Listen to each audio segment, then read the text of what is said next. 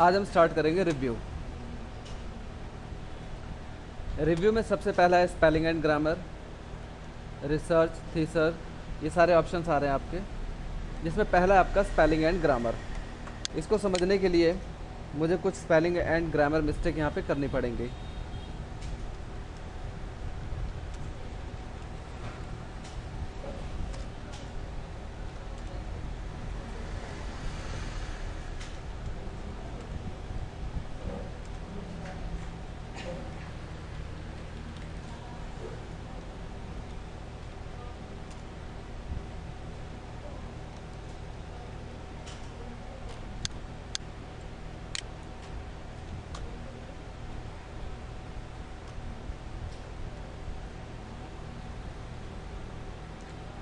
अब आप अगर इसे ध्यान से देखो, मैं थोड़ा सा जूम करता हूँ इसको, जूम में जाके यहाँ 200 कर देता हूँ एंड देन ओके। आप अगर यहाँ ध्यान से देखो तो आपको दो तरह की मिस्टेक दिखाई देंगे। यहाँ पे दो तरह की अंडरलाइन आ रही हैं, एक रेड है और एक ग्रीन है। एक रेड है और एक ग्रीन है, ठीक है, ध्यान से देखना, रेड और ग्रीन है। रेड लाइन जो है वो ये मेंशन करती है कि आपने स्पेलिंग मिस्टेक करी है, और ग्रीन लाइन क्या मेंशन करेगी कि आपने ग्रामेटिकल मिस्टेक करी है। स्पेलिंग मिस्टेक का मतलब क्या है, जैसे अगर स्मॉल की स्पेलिंग SMALL होती है, हम अगर इसको गलत लिख दें SMAAL कर दें तो ये इसको गलत शो करेगा, ठीक है। इसी तरह ग्रामर की मिस्टेक क्या होती है, जैसे वर्ड के बीच में स्पेस ज़्यादा दे दिया, कॉमा गलत जगह लगा दिया, इन्वर्टेड कॉमा गलत जगह लगा दिया, कोई कैपिटल वर्ड स्मॉल लेटर में लिखना था हमने कैपिटल में लिख दिया, कैपिटल में लिख लिया था स्मॉल लिख दिया। तो ये सारी हमारी ग्रामर की मिस्टेक होती हैं। तो इस तरह दो तरह की मिस्टेक को ये सही करता है। तो इसको हम आते हैं रिव्यू में। सबसे पहला है स्पेलिंग एंड ग्रामर। इसकी शॉर्टकट की है F7, ठीक है, इसकी शॉर्टकट की है F7, या फिर आप इसे डायरेक्ट यहाँ से भी चला सकते हैं। आप इसे स्पेलिंग एंड ग्रामर पे आप क्लिक करो, ये आपकी स्पेलिंग एंड ग्रामर की स्क्रीन आ रही है। अगर आप कीबोर्ड से F7 यूज़ करोगे तो भी वही स्क्रीन आएगी, दोनों में कोई फ़र्क नहीं है। एक शॉर्टकट की है और एक बाय माउस यूज़ करते हैं हम अभी शॉर्टकट की से लेके आते हैं। पहले हम व्यू में जा कर के इसको 100 कर देते हैं ताकि जो हमारा बाय डिफ़ॉल्ट साइज़ है वो आ जाए। अब आप रिव्यू में आ जाओ। स्पेलिंग एंड ग्रामर, हमने स्पेलिंग एंड ग्रामर की स्क्रीन पे देखा कि ignore rule, next sentence change, ये कुछ वर्ड्स आ रहे हैं, और सबसे पहला आ रहा है ये ग्रीन कलर में। इसके ग्रीन कलर में आने का मतलब ये है कि ये ग्रामेटिकल मिस्टेक है। हमें इन दोनों मिस्टेक्स के बारे में पता होना चाहिए। यहाँ ग्रीन कलर है, इसका मतलब ग्रामर की कोई मिस्टेक, और क्या मिस्टेक है वो ये भी बताता है। ये ऊपर बता रहा है कैपिटलाइजेशन, यानी कि ये नीचे बता रहा है सजेशन में वाई कैपिटल होना चाहिए। ऊपर देखो वाई स्मॉल है और यहाँ पे कह रहे हैं कैपिटल होना चाहिए। हमने कहा ठीक है आप चेंज करो, यहाँ पे हमने चेंज पे क्लिक किया, वो चेंज हो चुका है पीछे। अब यहाँ पे हम नेक्स्ट सेंटेंस पे आए तो ISW बता रहा है ये, ठीक है, ये स्पेलिंग मिस्टेक है क्योंकि ये रेड कलर में शो कर रहा है। अगर ये ग्रीन में होता तो ये ग्रामर की मिस्टेक होती। अब यहाँ पे रेड में शो हो रहा है, इसका मतलब क्या है कि ये स्पेलिंग मिस्टेक है। क्या मिस्टेक है वो ये भी बताता है। ऊपर लिखा रहा है नॉट इन डिक्शनरी, ऐसा वर्ड इसकी डिक्शनरी में नहीं है। एक बात और यहाँ बताना चाहूँगा कि ये स्पेलिंग और ग्रामर जो चेक करता है, कहाँ से चेक करता है, कैसे चेक करता है, इसका तरीका क्या है चेक करने का। इसके चेक करने का तरीका ये है कि इसकी अपनी एक खुद की डिक्शनरी होती है। कंप्यूटर में बाय डिफ़ॉल्ट एक डिक्शनरी होती है और उसमें वो सारे वर्ड होते हैं जो एक नॉर्मल डिक्शनरी में होते हैं, ठीक है, बल्कि उससे भी ज़्यादा होते हैं। तो कंप्यूटर में हम कोई भी फाइल बनाते हैं, कुछ भी लिखते हैं, और जब हम स्पेलिंग एंड ग्रामर चेक करते हैं उसमें, तो ये उसी डिक्शनरी से मैच कराता है। अगर उस डिक्शनरी में ये वर्ड है तो ये इसको स्पेलिंग या ग्रामर की मिस्टेक नहीं शो करेगा, अदरवाइज़ ये उसको रेड या ग्रीन मेंशन कर देता है, जिससे क्या होता है हमें पता चल जाता है कि ये गलत है, ठीक है। अब यहाँ पे ये रेड शो हो रहा है। ISW नीचे सजेशन दे रहा है कि IS होना चाहिए, हमने कहा बिल्कुल सही, यहाँ पे आप इसे चेंज कर दो। ये है MAON, ऐसा कोई वर्ड नहीं होता, डिक्शनरी में भी नहीं है, ठीक है। ये नीचे सजेशन दे रहा है MOAN, MAIN, मून, मैसन, मैन, मोन्स। तो ये कुछ इससे रिलेटेड वर्ड बता रहा है कि आपका ये वर्ड हो सकता है। अब मान लो कि तुम्हें लग रहा है, जैसे अब अगर मैं यहाँ पे श्याम लिखूँ, जैसे मैं यहाँ लिखता हूँ मैंने यहाँ लिखा Ram and Shyam are good boy. अब आप यहाँ पे देखो, इस श्याम वर्ड के नीचे भी रेड लाइन शो कर रहा है, जबकि श्याम एक वर्ड है, ठीक है, श्याम एक नाम है, ठीक है।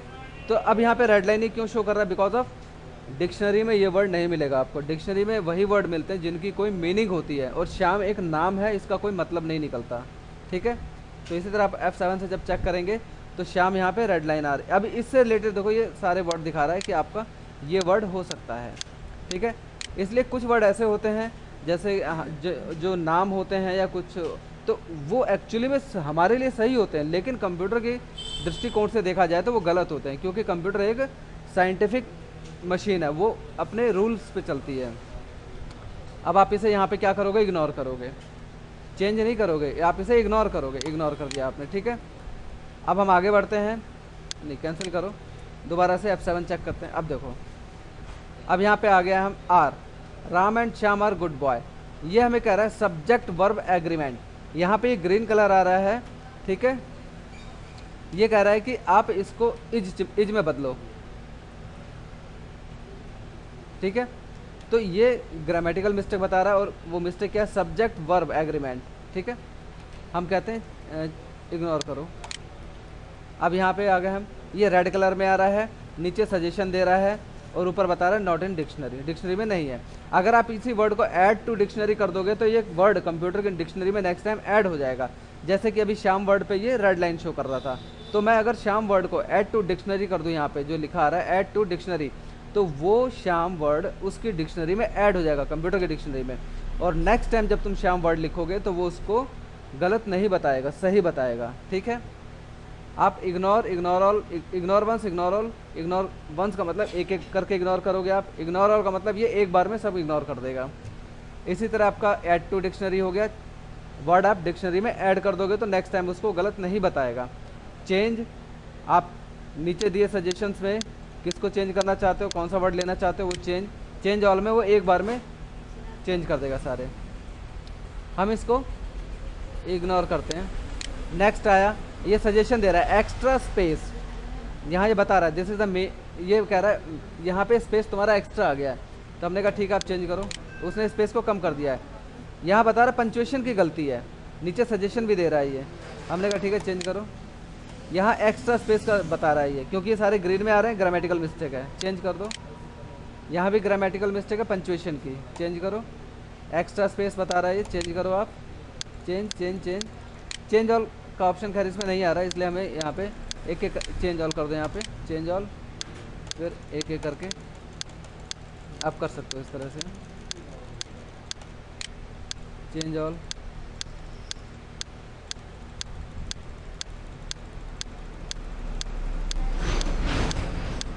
पैराग्राफ थोड़ा बड़ा है इसलिए टाइम लग रहा है।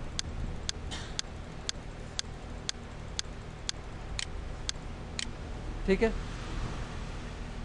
अभी भी कुछ वर्ड्स के नीचे आ रहा है तो आप उसे चेंज कर दो, क्योंकि हमने वो इग्नोर कर दिया था इसलिए ऐसा हो रहा है।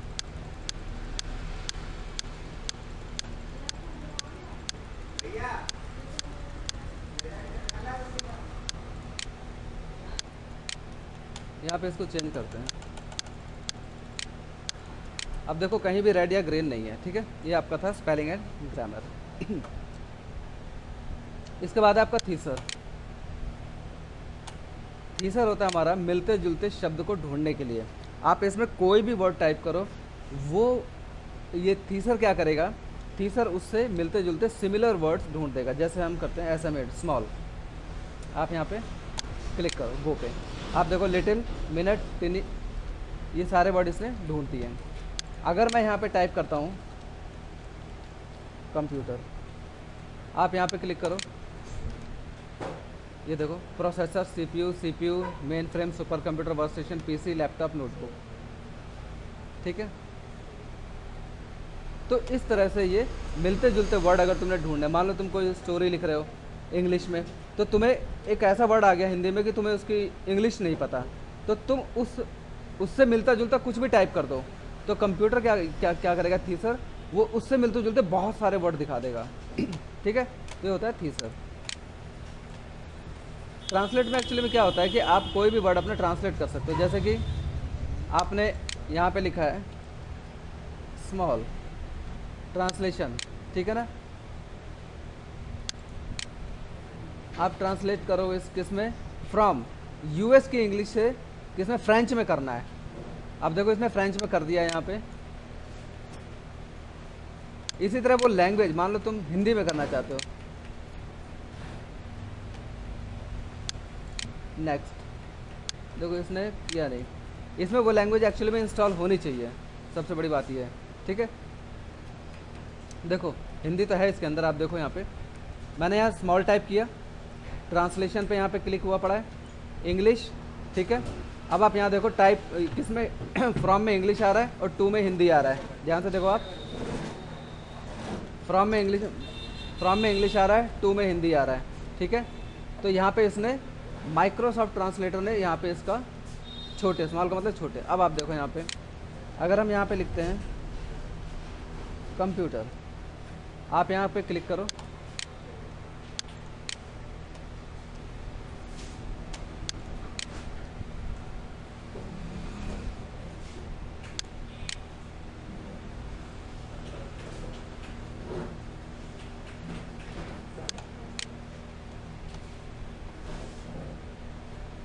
नहीं कर पाया, कुछ और करते हैं। एक्चुअली में कनेक्ट होता है इंटरनेट से।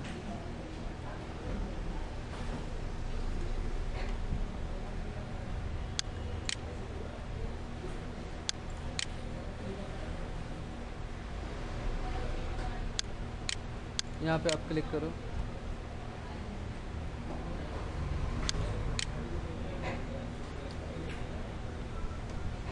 देखो मैंने यहाँ लॉन्ग लिखा था, ये इसने इसका ट्रांसलेट कर दिया। यहाँ पे देखो लंबे लिखा आ गया ना यहाँ पे।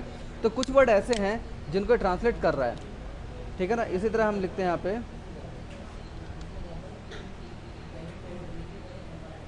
अगर मैं इसको सर्च करूँ, ये नहीं करेगा, नहीं कर पा रहा। तो इस तरह से हमारे वो लैंग्वेज अगर इसके अंदर इंस्टॉल है तो ये ट्रांसलेट कर देगा। कोई भी आप एक वर्ड लिखो उसको ट्रांसलेट कर देगा, ठीक है। इसके बाद है आपका सेट लैंग्वेज। सेट लैंग्वेज का मतलब ये कि हमारा कंप्यूटर किस लैंग्वेज को एक्सेप्ट कर रहा है, किस लैंग्वेज पे चल रहा है। इंग्लिश में ही क्यों चल रहा है, जापानी लैंग्वेज में क्यों नहीं चल रहा, फ्रेंच में क्यों नहीं चल रहा है, क्योंकि इसमें बाय डिफ़ॉल्ट यूएस की लैंग्वेज सेट है, ठीक है। ये यूएस की लैंग्वेज पे चलता है। अगर इसके अलावा आप कोई और लैंग्वेज इसमें इंस्टॉल करते हो तो वो उस लैंग्वेज में चलेगा। जैसे कि अरब देशों में वहाँ की लैंग्वेज यूज़ होती है, जापान के अंदर जापानी लैंग्वेज में चलता है कंप्यूटर। इसी तरह से अफ्रीका में अफ्रीकन लैंग्वेज यूज़ होती है, ठीक है ना। तो इस तरह से हर जगह अलग अलग लैंग्वेज है। वर्ड काउंट,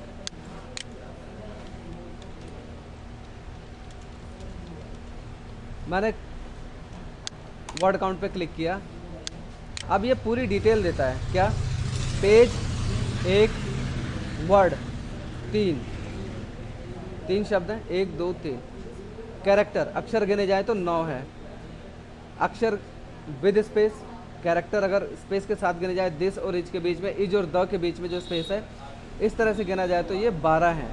पैराग्राफ 1 है, लाइन 1 है। तो पूरा आपने जो भी टाइप किया होता है उसकी पूरी डिटेल वर्ड काउंट के अंदर आती है इस तरह से। अगला है कमेंट।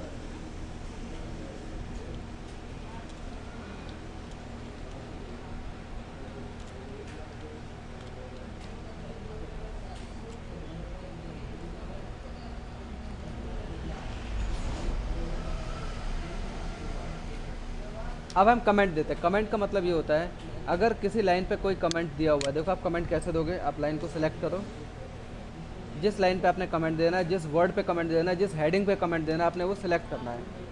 आप न्यू कमेंट में आओ, ये यहाँ पे ऑलरेडी कमेंट आ जाता है। इस तरह से आपने यहाँ पे कमेंट दिया,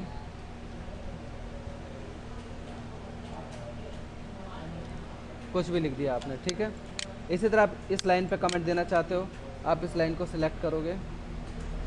कमेंट का मतलब यही होता है अगर यहाँ इस तरह से किसी पैराग्राफ पे या किसी लाइन के ऊपर या किसी वर्ड के ऊपर रेड लाइन आ रही तो इसका मतलब यह है कि इस पर कोई स्पेशल बात कही गई है, और वो क्या बात कही गई है आप यहाँ पे चेक कर सकते हो, ठीक है। हमने यहाँ पे न्यू कमेंट पे क्लिक किया,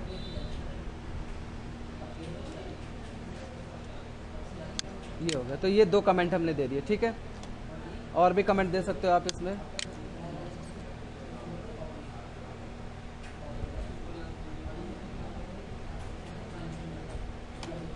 न्यू कमेंट पे गए,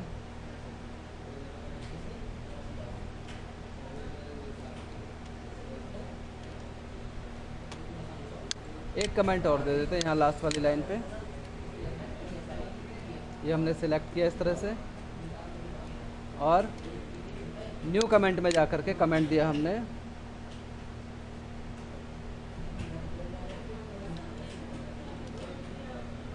ये मैंने 4 कमेंट दिए। अब यहाँ से आप प्रीवियस पिछले कमेंट पे देखो, पिछले कमेंट पे, पिछले कमेंट पे, ठीक है। Next next next, previous previous previous, next next next, previous previous previous. तो इस तरह से आप प्रीवियस या नेक्स्ट कमेंट पे जा सकते हैं। और अगर आपको कमेंट डिलीट करना है तो यहाँ पे आ जाओ, आप जिस कमेंट पे हो वो डिलीट हो जाएगा। देखो यहाँ सिंगल डिलीट का ऑप्शन आ रहा है, मतलब कि आप जिस कमेंट पे हो खाली वही कमेंट डिलीट होगा। अगर आपने ये ले लिया delete all comment in document, तो सारे के सारे कमेंट एक बार में डिलीट हो जाएंगे, चाहे कहीं भी लगे हों उस फाइल के अंदर, ठीक है। तो मैं अभी delete all comment in document कर देता हूँ, ओके। इससे अगला हमारा ट्रैक चेंजेस। ट्रैक चेंजेस का यूज़ क्यों होता है मैं ये बताना चाहता हूँ। सबसे पहले ट्रैक चेंजेस, आप ऑफिस में काम कर रहे हैं, कंप्यूटर पे आप फाइल बना रहे हैं, आपने डाटा टाइप कर रखा है, और आपको अर्जेंट कहीं जाना पड़ जाए 2 मिनट के लिए, 4 मिनट के लिए, जैसे या आपसे कोई मिलने आ गया, आप उसके साथ 2 मिनट के लिए कहीं चले गए, तो उस दौरान हम क्या करते हैं, अपनी फाइल को या तो हम बंद करेंगे या फिर अपनी फाइल में हम ट्रैक चेंजेस लगा देंगे। ट्रैक चेंजेस अभी देखो ऑफ है। आप अगर ट्रैक चेंजेस को ध्यान से देखो तो ये देखो ऑफ है। अगर मैं इसको ऑन करूँगा तो ये ऑन करने के बाद ऐसा दिखाई देगा, ठीक है, आपको दिख रहा है। अब मैं ऑफ़ करूँगा तो ये ऐसा दिखाई देगा। मैं इसको ऑन कर रहा हूँ, ये ऐसा दिख रहा है। मैं इसको ऑफ़ कर रहा हूँ, ये ऐसा दिख रहा है, ठीक है। मैं इसको यहाँ पे ऑन कर देता हूँ, ओके। ये ट्रैक चेंजेस ऑन हो गए। अब इससे होगा क्या, होगा ये कि अगर कोई आपकी फ़ाइल को डिलीट करता है, जैसे मान लो मैंने लाइन सेलेक्ट करी और मैंने इसे डिलीट किया, अब आप देखो ये डिलीट ना होकर के स्ट्राइक थ्रू हो गया है, और इसके राइट साइड में यहाँ पे एक बार बन के आ गया है। ये स्ट्राइक थ्रू हो गया है और राइट साइड में एक बार बन के आ गया है। तो इससे क्या हुआ, इससे ये हुआ कि हमें ये पता चल जाएगा कि भाई इस लाइन पे चेंज करने की कोशिश की गई थी, ठीक है। इसके अलावा अगर कुछ इंसर्ट करने की कोई कोशिश करें तो वो इस तरह से होगा, अंडरलाइन होके आएगा रेड कलर में, ठीक है। तो इस तरह से हमारी फाइल में किए गए चेंजेस हमें पता चल जाएंगे। अब हम इसको एक्सेप्ट या रिजेक्ट कर सकते हैं। आप यहाँ पे आ जाओ, नहीं पहले थोड़ा सा और कुछ कर लेते हैं यहाँ पे। जैसे आपने देखो कहीं भी आप कुछ भी काम करोगे चेंजेस आपको साफ नज़र आएंगे। आप सोच रहे हो कि मतलब ये एक लाइन हम इसकी डिलीट कर दें, तो डिलीट नहीं होगी लाइन, बल्कि स्ट्राइक थ्रू हो जाएगी लाइन इस तरह से। अब आपका वही same process, previous previous previous previous, next next next, हर ट्रैक चेंजेस पे जाएगा, ठीक है। प्रीवियस करो पिछले पे आएगा, नेक्स्ट करो अगले ट्रैक चेंजेस पे आएगा, ठीक है, क्लियर। इसी तरह आप एक्सेप्ट या रिजेक्ट, आप क्या चाहते हो, ये ट्रैक चेंजेस ऐसे कैसे लगे रह जाएं, या फाइल जिस कंडीशन में हम छोड़ के गए थे उस कंडीशन में वापस आ जाए। आप कहते हो कि अगर फाइल को पुरानी कंडीशन में वापस लाना चाहते हो तो आपको ट्रैक चेंजेस रिजेक्ट करने पड़ेंगे, ठीक है। और अगर आप फाइल को इसी कंडीशन में छोड़ना चाहते हो तो आपको ट्रैक चेंजेस एक्सेप्ट करने पड़ेंगे। मैं एक रिजेक्ट करके दिखाता हूँ, reject all changes in document. देखो फाइल पहले वाली कंडीशन में वापस आ गई, ओके। लेकिन काम हम अब भी नहीं कर सकते, क्यों, अगर मैं अब भी कुछ डिलीट करने की कोशिश करता हूँ या कुछ लिखने की कोशिश करता हूँ तो फिर वैसे ही आ रहा है ये। इसका भी रीज़न है, इसका रीज़न ये है, देखो डिलीट कर रहा हूँ तो ऐसे हो रहा है कि ये ट्रैक चेंजेस यहाँ से ऑफ नहीं है। जब मैं इसको यहाँ से ऑफ करूँगा तब ये सही कंडीशन में है। जैसे मैं यहाँ से पहले रिजेक्ट करता हूँ, reject all changes in document, अब मैं यहाँ से ट्रैक चेंजेस को ऑफ करता हूँ। अब आप देखो काम करके क्या वैसा ही काम हो रहा है। पहले मैं कुछ एरिया सेलेक्ट करके डिलीट करता हूँ, देखो डिलीट हो गया। कुछ इसमें इंसर्ट करने की कोशिश करता हूँ, देखो इंसर्ट भी हो रहा है नॉर्मल कंडीशन में, ओके। ये कुछ नहीं। इसके बाद आप आ जाओ प्रोटेक्ट डॉक्यूमेंट। प्रोटेक्ट डॉक्यूमेंट क्या होता है, आप देखो रिस्ट्रिक्ट फॉर्मेटिंग एंड एडिटिंग पे क्लिक करो आप सबसे पहले। जैसे ही आप इस पर क्लिक करोगे आपके सामने एक स्क्रीन आएगी, रिस्ट्रिक्ट फॉर्मेटिंग एंड एडिटिंग। इसमें पहला बॉक्स अनचेक है, इसे आप चेक कर दो। इस बॉक्स पे भी चेक एंड इस बॉक्स पे भी चेक, तीनों पे चेक के निशान। इसके बाद ये स्टार्ट एनफोर्सिंग प्रोटेक्शन। जैसे ही आप इस पर क्लिक करोगे सामने स्क्रीन आएगी पासवर्ड। इसमें आप पासवर्ड डालो, मैंने दिया 1 2 3, पासवर्ड कुछ भी हो सकता है जो भी आप देना चाहो। Re-enter password to confirm 1 2 and 3, then okay. अब आप यहाँ पे अगर कुछ लिखना चाहो तो ये शीट प्रोटेक्ट हो चुकी है, ना तो आप कुछ लिख सकते हो ना डिलीट कर सकते हो, कुछ नहीं होगा। ठीक है, क्लियर। अब आप इसे जब तक कि स्टॉप प्रोटेक्शन नहीं करोगे तब तक लिख नहीं पाओगे। आप इसे स्टॉप प्रोटेक्शन करो 1 2 3, इसे आप करो ओके। अब आप ये बंद कर दो यहाँ से। अब आप इसमें कुछ भी लिखो, कुछ भी इंसर्ट करो या कुछ भी डिलीट करो, सारे काम हो सकते हैं। ठीक है, तो ये प्रोटेक्शन डॉक्यूमेंट में हम यहाँ से पासवर्ड लगा के अपनी फ़ाइल को प्रोटेक्ट कर सकते हैं ताकि कोई डाटा में चेंजेस ना कर पाए। ओके।